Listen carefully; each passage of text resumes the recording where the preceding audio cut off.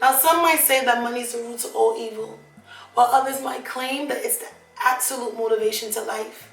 And regardless of which way that you lean on the situation, we can all agree that to adequately prepare for our future, maintain our present, and do better than our past requires monetary resources of some kind.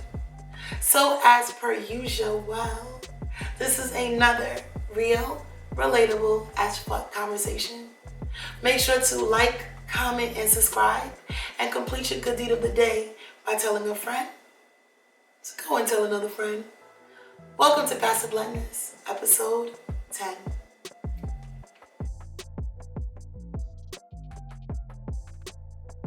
Okay, Pass The Bluntness, what we doing, man? How y'all feeling? We on the West Coast right now, Los Angeles. You feel me? Stay nice and loud and entertaining as you are. You know. Can't have a lift chat while you talking on Pass The Bluntness. You know what I'm saying? Gotta be blunt. Sun setting. Talk to me. Talk to me. Ooh, you look like a fucking player. This is pretty cool that like you do this, but like you do everything on the back end.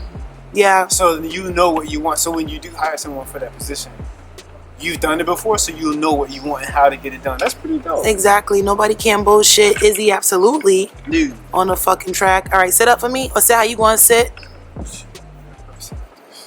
All right, I'm going to come up some more. Talk to me, man. So like I tell each and every person, there's no right or wrong answer. Just your open and honest perspective on the topic at hand. And this episode is entitled Money, Power, Respect. What you need in life. Money, power, respect. Power, and respect. That's a topic? That's the topic? Okay. Money, power, respect. What you need in life. That you talking my language. Okay, is it so? This is my personal opinion, or there's no right or wrong answer, right? There's no right or wrong answer. Money, power, respect. Money, power, respect. Okay. I have to ask you the question first, so hold on. Go ahead. So my first question to you is, what is a long-term financial goal that you've set for yourself? Long-term financial goal that I have set for myself. Great question. Should I tell you the amount? Well, you said there's no right or wrong answer. There's no right or wrong answer, but like a goal. I'm not asking you like how much money do you want to have accumulated, but like a financial goal. Like what is a long-term one though? Okay, a long-term goal is to get a lot of the, because I do talent management, so to get a lot of the people that I want to work with under contract and build a rapport, develop them, and hopefully do business with them for the rest of their lives as they blow up. I think this is going to be very cliche, but financial freedom, I think, is more so how do I plan on getting there, making sure I save a lot of money as possible, investing into the businesses I have at stake, such as my clothing line, my concierge businesses out in Ghana, West Africa, other projects that I'm doing, making sure that I do it very smart and wisely. Well, this year, I want to pay all of my credit card debt off. So I feel like for me at that moment, that's probably the longest term goal I have right now. Long-term financial goal that I set for myself is developing a foundation of wealth that will outlast me. So my kids won't be handed money, but I'll have something set up so that they know they have something to work towards. I know what it feels like to live paycheck to paycheck, and that can do something to your confidence, you know. And then when you add into the equation children, having a relationship or a partner, your confidence isn't too high, and you don't want to be in that position where you feel like one mistake could either land you in the street or you won't be able to provide for the people you love, you know. So long term, you know, I want to have my money in a good place where it's making money itself, but you know, I have room to live life and feel free. On average, excluding bills, where does most of your money go? Oh, that is a good ass question, yo. That's funny. Thank you. On average, where does my money go? If a savings account counts as a bill, then yes, that would probably be where the average of my money has been going as of late. After that, I'd probably have to say food. Is gas considered a bill? Like, like gasp. Okay, give me something else. Random shit on Amazon. Not gonna lie, I actually like buying clothes and shoes, but I don't go overboard. Right, I'm at this point in my life where I'm comfortable exploring new looks. This is not an example of it. Traveling is always something that I definitely stay on the sneak on different websites on how to find, the good flights. And food. I'm gonna tell you. Cocktails. I'm always going out to different spots, and I just like trying out their different drinks, because I don't know whether I'm just like trying to alcoholic, or maybe I'm a cocktail connoisseur. Food. Food. Damn, food. Something I could probably save a lot of money on. Eating out. I'm a big eater. I just love to eat, okay? My spirit animal will probably be Max from Living Single. And she would just sense that somebody cooking from at her apartment, and she just come in and grab a plate. That's me. That's me all the way. I can sense somebody cooking. I feel it in the atmosphere. One of my friends is cooking. Let me go over to their house to see what's up. Pop up in there. What y'all doing up in here? Oh, you cooking. Oh, it's okay. All right. Well, I know where the plates are. You ain't got to let me know where they at, because I already know. So, but food, for real. Uber Eats and all that. I advise everybody to delete all those apps off of your phone, even though you can put them back on your phone. But still, it's the thought that counts. It's a struggle. But food, for real. Who taught you about money and savings? Damn. That's a great question. I don't think it actually started in my household. It's kind of triggered me a little bit. To be honest, no one really taught me about money and savings. It's sad because I struggle due to the fact that those conversations were not had. My father and my mother taught me about money and savings, but to be honest, it wasn't much taught to me. It was more so, here's $5 for the week and use it for school. I wasn't spoiled. I didn't grow up with an allowance or nothing like that. So I feel like I wasn't really taught the right guidelines. Unfortunately, they don't teach you about money and savings in school, which I think is very important. But maybe it's because, I grew up in Left Rack City, Queens, small projects, urban communities. I don't know, maybe the system is set up like that. I think when I joined the military, starting to see what people were able to get at ages that were either my peers at 20. I joined at 20 and I got out at 28. When I was in the military, I don't think I have a sole person, but I think just seeing damn, you're 23 and bought your second house, or wow, you were able to pay for not only you, but your wife and your kids and me or something like that to go out to dinner without even looking at the bill. So I definitely think that just my peers when I was in the military and seeing how really money could expand. And I'm a workaholic when I get invested and look at those checks, and I'm like, ooh, we ballin'. And I just love to see my money stacking. But I'm a very frugal person anyway. You just catch me, it's bills, Trader Joe's, I'm cooking. And again, I go to a lot of these different spots, and I be cooking this shit up in my own, in my own space. I be taking their recipes, doing my own thing. You feel me? I got carried away from the question. Yeah, the question was, who taught you about budgeting and saving? From when you were a child, did anybody teach you, or did the school of hard knocks? Okay, so expand upon Hard knocks. I just feel like me going through a lot of tough times and realizing what not to do with money is really what got me on the right track. Is that what your question was? Yeah, you did a great job. You can put the lemon back. Okay, cool. Yeah, I would say hard knocks more than anything. I think living teaches you how to fucking save, so yeah.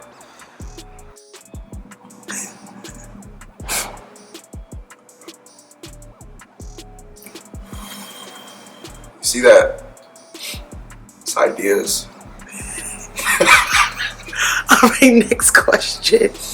Is there someone with financial success that you wish to follow? I mean, Oprah.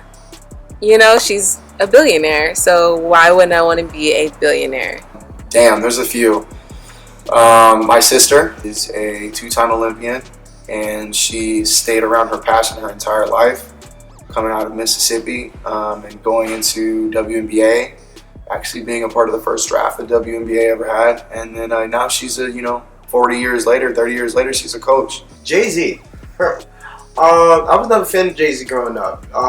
But I think as I got older and I started listening to his music and really seeing the way he moves, just being able to start something on his own because he, nobody was trying to not accept him, but invest in him within the industry. He actually invested in himself. I mean, you got your Jay-Z's, your Diddy's and stuff like that. But I like Elon Musk a lot because homeboy is like, he be a part of these different companies and then he just like, history shows that he'll sell it and then go off into a new venture. In reality, you think about Jeff Bezos when he first started out in his garage or wherever he was, looking bummy, but he had this like concrete vision in his mind of where he was going. He didn't give a fuck that he was in, some bum clothes. It didn't matter to him at that point because he knew what he believed in, and the growth from that would put him in the right spot. Knowing what you know now, what's the biggest lesson you learned about money? Ooh, the biggest? It's a lot of lessons. I know if you save your money, it'll save you. That's a fact. Financial literacy is achievable if you really want it, no matter how much you started with, no matter how much was taken away from you. Don't worship it. I don't base my happiness off of money. Take those moments to enjoy life. Spend that money because you can make it again. There's always going to be another opportunity. Don't bow down to money. It's just paper. It doesn't mean anything. It has $20 written on it, $100 written on it, whatever. You can always make money back again. Careful with your credit. That is fucked me up freshman year because I didn't know shit about credit. Not gonna lie, I had my first credit card, fucked it over, boom. Learned a big lesson, cool. It should always be accounted for. It should always be accounted for. I learned that, like frivolous spending and stuff like that, to be actually conscious of what you're doing. Based on a report from AARP.com, to comfortably retire at 65, you would need to have saved at least $1.5 million, or your savings should amount to 10 to 12 times your current income. How will you ensure that you're ready to retire? Woo! Okay. A golden question for every millennial, to be honest with you. Shit. Woo, go to church. Well, I think it says in Matthew, asking you shall receive, knocking and the door shall be open. So I'm just asking for a lot of bread. If those are the numbers to which you can retire comfortably, I don't think I'll hit those numbers, just based off of like my current 401k plan. But I do have plans to own a business and, hopefully just see a lot of income come in from there. So, I'm gonna let God answer in this. I don't know if I'm supposed to retire. We're given the idea of you have to or you need to, and people are stressed about being in a system that's gonna give you this one income stability, once a month. If that's what you love or what you strive for, or that's your principles, by all means. For me, I want to work until I'm 104. If that's what's calling me to be in front of a camera, behind the camera, in the philanthropy world, teaching people to swim. If I'm swimming at 100, y'all need to be catching up, okay? If you're 65 and retiring, my guy, you don't need 1.5 million to live. You probably didn't need 1.5 million in your prime, but 1.5 million at 65, I don't know what the fuck you're doing at 65. I don't know, can I curse? My bad. Of course you could curse. I don't know what you're doing at 65 anyway, bro. You probably ain't doing nothing but gambling and, yeah, come on, 65. Thank God if you live to 65. Last question. Wake up. Imagine that a bill collector is watching this episode right now. What message would you like to say to them? A bill collector? He's like, oh, that's what this nigga's been doing. Okay. Making videos. You can't pay me back. If you would like to make a call, please hang up and try again. A bill collector? Out of all people, a bill collector. Yeah, we're talking about money. And he's seeing this. Mm-hmm. What message would I like to leave? Stop calling me. Probably it. They ain't gonna find me. I'm going after soon, so good luck with that one. That bill collector would probably be Sally Mae. And, you know, girl, bye. Like, I'll talk to you. I'll let you know when I got it. But until then, goodbye. Have a good day. I really don't know. Calling my motherfucking phone. Oh, no. I get it when I get it to you. My money's more in my pocket than someone else's, so they get it. Now, if I pass away, God forbid, you ain't getting anything. So what's the pointless of paying you right now? Listen, I understand you're doing your job, and I don't know your background. I don't know your history. I don't know who's at home depending on you to get this check. But this sounds crazy, but I appreciate you. You work for a larger company. You work for somebody else's dream, and it's not yours. So my challenge to you, if you're a bill collector, is to go after your passion. Go after what you really want. Don't go after somebody else's. I don't have issues with bill collectors, to be honest with you. I don't know. I don't have that issue. Like, like I said, I have a weird satisfaction of paying bills. I'm on top of it. My credit is great, right? For real. I do have a story to share. Okay. Do not co-sign anything for anybody who's an adult. I got into a situation where I decided to co-sign on a vehicle for my cousin, right? Thinking that he was an adult. And that shit went down the drain, south real quick. It got to the point where I had to take out a hefty portion of my investments to pay it off. Yeah, but I paid that off, man. So that bill collector definitely won't be watching this shit. But if he was, he'd be like, yo, thank you for taking care of that shit. Because it be your own. It be your own who put you in the worst situations, dude. But that taught me a very valuable lesson. To get to the point, bill collectors about to start FaceTiming. Like, if you're a bill collector, don't call my phone. When I'm ready for you to have your money, get it. And that goes for everybody else that y'all calling. Alright? Leave us alone. Alright? Thank you. Now, we all can agree that planning for financial longevity is no easy feat. Shit. But week-to-week expenses could be a challenge for most. And regardless of where you fall on the spectrum, it's no secret that a plan is needed.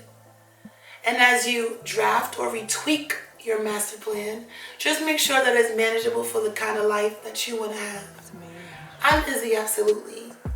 Thank you so much for watching episode 10 of Pass The Bluntness, which is also the final episode of season 1. We did it, baby. Shout out to the team. Pass The Bluntness. Nah, but in all seriousness, thank you to each and every person that has helped season 1 come to life. I might have done all the legwork by myself, but these episodes couldn't have happened without the genuineness of the people I interviewed. I am forever thankful and grateful for every person who stepped in front of the camera, unknowing to what questions I would ask, yet still managed to keep it blunt, fun, and unfiltered. I can't wait to meet the next set of voices and perspectives in season 2. Thank you. Pass the Bluntness